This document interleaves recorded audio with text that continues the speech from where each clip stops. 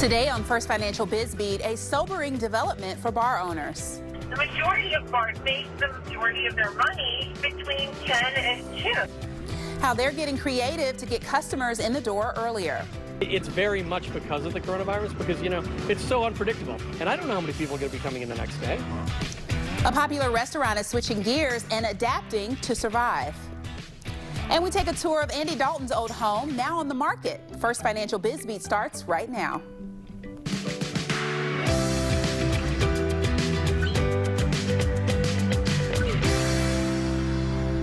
Good afternoon to you and welcome to First Financial Biz Beat, presented by the Business Courier. I'm Kyla Woods. Well, adaptability is one of the most important qualities to have as a business owner.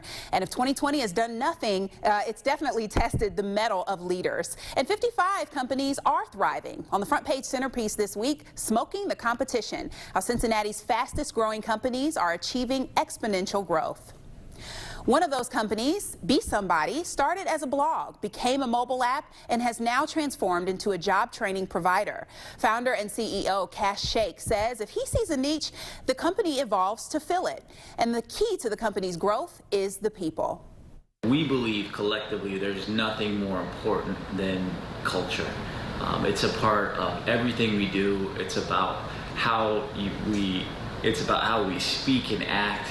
And it's really ingrained into our principles, our values, and the ways we interact with our partners. So I really believe that's our point of difference. This is the 16th year the Courier is celebrating the fastest growing companies in Cincinnati. Editor Rob Dahmeyer talks with the woman behind all the number crunching, data editor Joanne Drilling. Joanne, thanks very much for being here. Thank you. So you're new to the Courier, new data editor at the Courier. What is your background? It's not your typical journalism background, is it? It's not, actually. I spent about 13 years working as a chef here in Cincinnati and also in some other cities. And then I worked as a dining editor at Cincinnati Magazine, and now I'm here. Fantastic. Well, we were really excited to get you, and you've done great work. I watched you very carefully when you were at Cincinnati Magazine, and we were just super lucky to have you. But let's get down to what we're doing here. Fast 55 is a big publication for the Courier. Every year we take a look at 55 really fast-growing companies. But tell the viewers, how are these companies measured? So we are looking at revenue over 3 years. So in this case, from 2017 to 2019, we're looking at full fiscal years. And by looking at 3, we really get a snapshot of exactly what they're doing over a long-term period. And then the list itself is ranked by percentage of growth. Percentage of growth. And so we slot these companies into different categories. How does that work, and why do we do that? Well, we do that just because, so we're comparing apples to apples, basically. This year's list, we have companies as small as Boone County Distilling, and they had a 2019 revenue of $1.9 million. And then we have very large companies such as Shakely, which is a human resources company, and they reported a 2019 revenue of $698 million. So you see there's a pretty big swath there in between. Yeah, so it's really not fair to put smaller companies that have massive percentage growth up against the Shakeleys of the world, because we would not have a good view of kind of a snapshot of the city. Just how fast are these companies growing? What are some of the percentages that we saw this year on the Fast 55? Sure. Well, our number one company was Be Somebody, and that's a job training and marketing company. And they logged over 3,000% growth over 3 years, which is, pretty astronomical. Yeah. Granted, they're a small company, and so it's much easier for a small company to show such high exponential growth. But we did have some larger companies that also did really well. One of our top performing large companies was Encore Technologies, and they had 101% growth from 57 to 115 million. Wow. Here's a weird question for you. Why do we do this? Why do we do Fast 55? What is the benefit? Well, our readers really like us to tell stories that are about companies that are top performers, and they want to know as much as possible about these companies that are beating the odds, and they kind of want to know like what their little secrets are. And then they can take those ideas back to their own companies and they can innovate. They can see, where can I cut costs here? Where can I come up with a new way of approaching this problem there? And so I think they just find that interesting. So last question for you, and you mentioned beating the odds. Looking forward to Fast 55 in 2021, it's going to be a very interesting publication to put together because COVID-19 is really throwing our economy and our world into a spin here, and some for good, some for not. But what do you expect to see next year when we're putting this together? Well, I think some companies will struggle. I mean, some companies that we even talked to in the process of this said that this year was a little bit more difficult. But then I think for other companies, especially tech companies with so many people working from home, I think those companies will definitely show some growth. I think also logistics companies and people who deal with supply chain will also definitely move up. Good. Well, thank you for being here. It's a fascinating look at our fast-growing companies, and thank you for all the work you did on it. And hopefully, you can come back to our show soon. For sure. Thanks, Rob. And thank you to Rob and Joanne for that interview. Greater Cincinnati's largest school district is going from a blended learning model to remote learning. This is an all call out to the community to help us get our kids back in school as quickly as possible by social distancing, wearing the mask, washing your hands, and following all the CDC guidelines. All 35,000 kids will be learning from home for the first 5 weeks. They'll be getting iPads or laptops, and CPS is partnering with Cincinnati Bell to offer free internet service to families.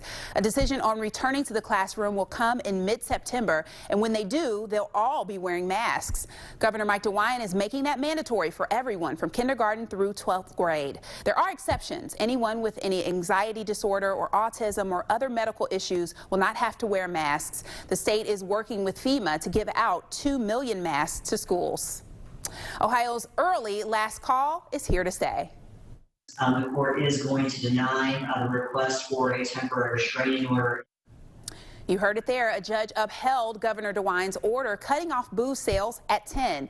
Bar owners were, of course, hoping she would decide in their favor, saying the order is unreasonable and discriminatory. The majority of bars, and even my bar before COVID, would make the majority of their money between 10 and 2. It turned a maybe situation into a will situation. This will lead to more layoffs. This will lead to more business closures. This will lead to higher unemployment. Some bars are coping by revamping their specials and adding on extra hours in the day, hoping to make up for at least some of the lost business.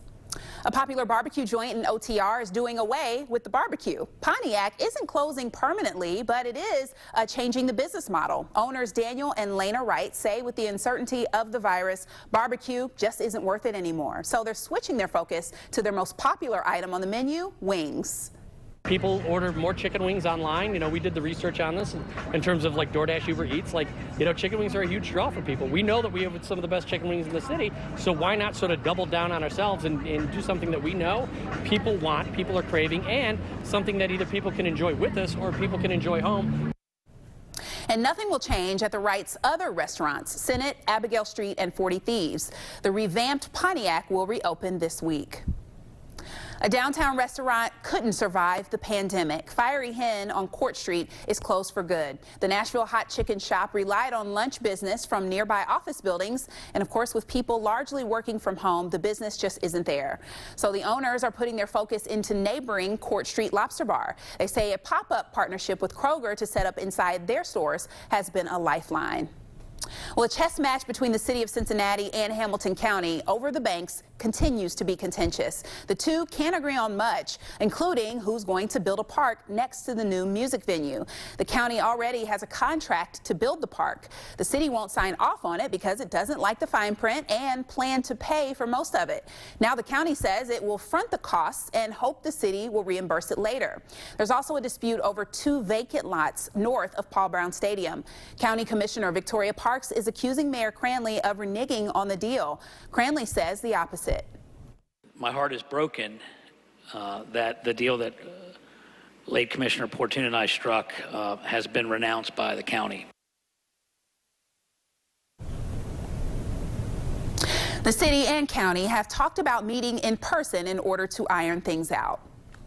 Construction on FC Cincinnati Stadium was put on hold for a few days because of racist incidents. Turner Construction removed 4 people who work for subcontractors. The 450 other workers went through anti-bias training. Turner, which is the general contractor on the $250 million project, says the work stoppage was meant to send a message that racism will not be tolerated.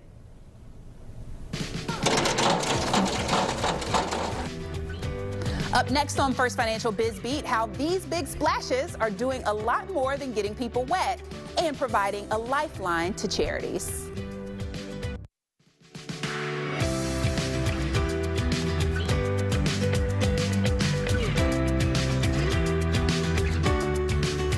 A century-old auto shop in Covington is now a restaurant. The people behind Autos and Frida recently opened The Standard inside the former Dick's Standard service on Main Street. The owners say they took their cars to Dick's for years and knew once they bought the place, they had to keep the gritty feel of the auto shop. So taps are made from old wrenches, and a mural incorporates mementos like tools and receipts. Another Covington favorite is expanding again. Agave and Rye will soon be in Norwood. The non-traditional taco spot is taking over the old Bravo in Rookwood Exchange. This one will have a video arcade, and it's the 3rd tri-state location to open in 3 years and the 5th one overall. Agave and Rye's new neighbor is also growing. Taste of Belgium is taking over the old Ruby Tuesdays in Kenwood. It's the 2nd new spot in just a month and the 6th brick and mortar location, along with the original stall at Finley Market. Chef and owner Jean-Francois Flechet tells us their model can support up to 50 restaurants. If you've got an extra $3 million lying around, Andy Dalton's former home could be yours. The former Bengals quarterback is selling his Mount Lookout home. The 5-bedroom home is on the market for $2.5 million. The entire property underwent a complete renovation when the Daltons bought it in 2016. Dalton, the Bengals' all-time leader in completions and touchdown passes, signed with the Dallas Cowboys last offseason. And the coronavirus is causing a lot of problems for charitable organizations. This past week, a new fundraising tradition was born in Fairfield.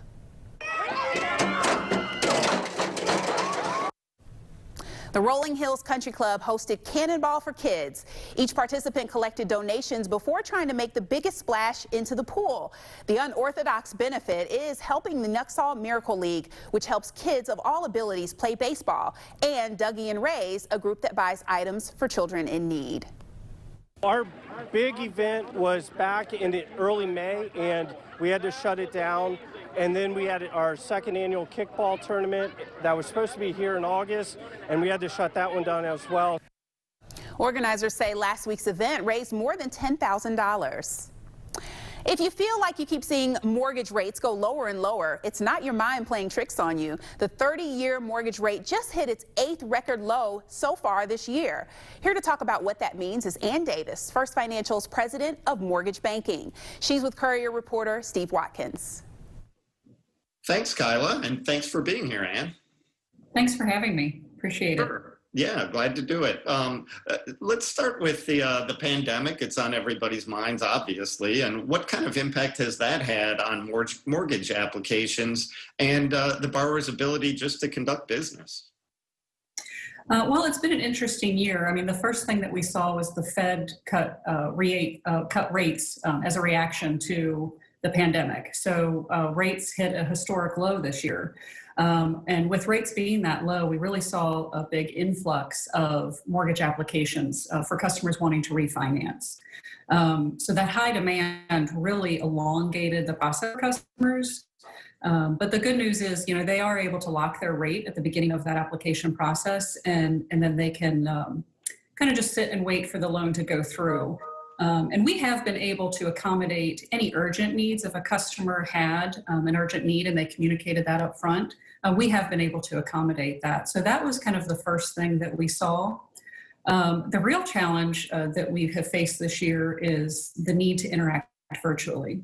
So typically, mortgage purchase is the largest purchase customers make. And even if they're doing a refinance, it still involves their largest expense.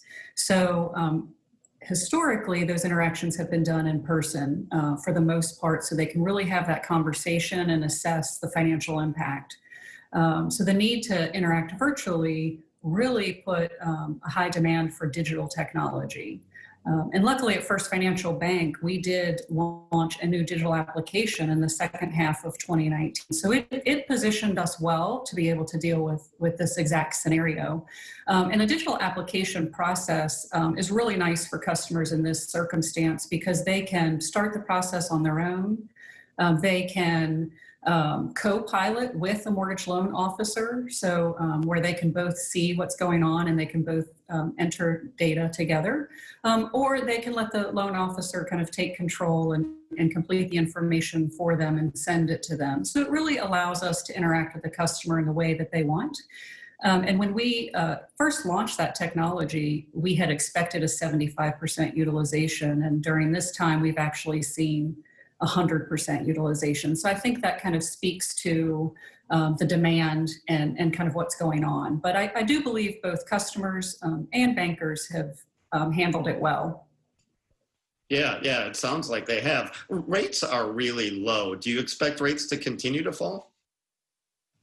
Yes. Well, I don't know if they'll continue to fall, but because they are at historic lows. So but we are predicting, and the industry is predicting at this point in time, those rates will continue throughout 2021, just as a result of the economy and the need to recover. So we do believe that they will stay low. So if customers have been wondering if they should refinance, if there's any benefit to them, this would be a great time to reach out to a mortgage loan officer and have that conversation and talk to them about the potential savings for their mortgage. Great. Well, that sounds great for borrowers. And thanks a lot for being here. And back to you, Kyla.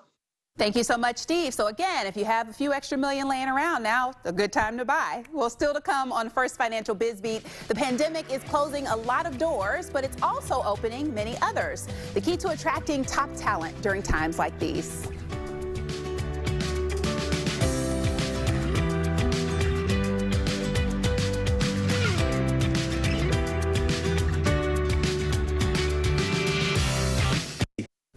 The pandemic has had a significant impact on local workforces, but downsizing by some for the prospect of it is creating opportunities for other companies. Nathan Gard runs Talent Thrive, a Sharonville-based executive search firm. He says there are a lot of talented people looking for other opportunities with the right leader. Somebody who has a vision, somebody who can articulate that, maybe communicate that from top to bottom. So from executive level all the way down to frontline associates, and somebody that can really get them to believe in the message of here's why we're doing it, here's what we want to do, and why we're trying to accomplish it. And speaking of business and great leaders, a huge online networking event is coming up in about a month. The We Mean Business Conference is put on by Cincinnati's Minority Business Assistance Center. And joining us this morning to talk about the event is MBAC Director Deborah Davis. Hi, Deborah. Hi, good morning. Thank you for having me today. Absolutely. So excited to talk to you about this. Well, the Cincinnati Minority Business Assistance Center, of course, putting together this event. What are the main goals, would you say, of the organization? I'm really glad you asked that question. So the Ohio Minority Business Assistance Center provides assistance to small, disadvantaged, minority, and veterans-friendly businesses. And so our main objective is to identify emerging businesses and to cultivate growth and sustainability. And when we work with our clients, we develop a plan that is specifically targeted for their needs and to help them deal with any barriers and to also assist them in unlocking any potential that they may have. So that's the primary goal of what we do at the MBAC. And of course, you're hitting so many wonderful and key target audiences there that you're serving. Tell us about the We Mean Business Virtual Conference and who all should plan to attend. Okay, the We Mean Business Virtual Conference is 3 days, and it will provide underutilized small to medium-sized businesses the opportunity to improve their competitive advantage by engaging in thought-provoking workshops that really push them outside of their comfort zone. So we want this conference to be an opportunity for them to look at ways in which they can pivot and really take advantage of opportunities that exist even within these challenging times. So we'll be focusing on problem solving, and results-oriented activities with realistic solutions and strategies that can be immediately implemented by the business owner. I love that immediate implementation. We're seeing so many people and businesses have to pivot right now, so I know that there's going to be some valuable resources here at this event, and it's free. You can't beat that. Coming up on September. It is free. Yes, coming up September 14th through 16th. So how can our viewers get more information and sign up to attend?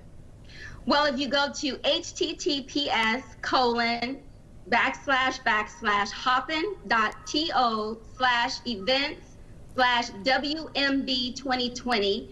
You can register for the event there, or you can call me directly, Deborah Davis, at 513-475-7151. Deborah, thank you so much for your leadership, for putting this event together, and for joining us today. We hope to continue to promote this event and get our viewers involved. Thank you. Thank you so much for having me. I appreciate the opportunity. And thank you all for joining us for First Financial Biz Beat. For business news around the clock, visit CincinnatiBusinessCourier.com, follow us on Twitter and Facebook, and be sure to sign up for our daily emails. I'm Kyla Woods. Have a wonderful and safe weekend.